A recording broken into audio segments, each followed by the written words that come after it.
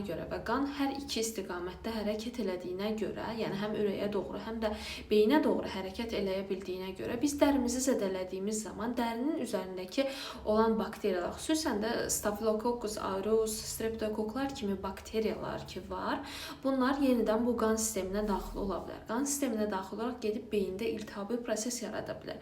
Beyin absesi dediyimiz durum yaradır.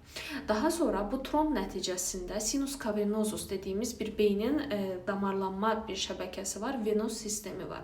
Və bu sinus cavernosusda tromb əmələ gələrsə, nəticədə sinus cavernosusun içindən keçən sinirlər də sıxılmağa başlayır. Həmin bu sinirlərdir ki, bunlar göz əzələlərimizin funksiyasını iştirak edir. Məsələn, gözü sağa çevirdim, sola çevirdim, yaxınlaşdırdım, aşağı baxdım, yuxarı baxdım. Bu kimi fəaliyyətləri kontrol edən sinirlər də məhz bu sinus cavernosusda yerləşir.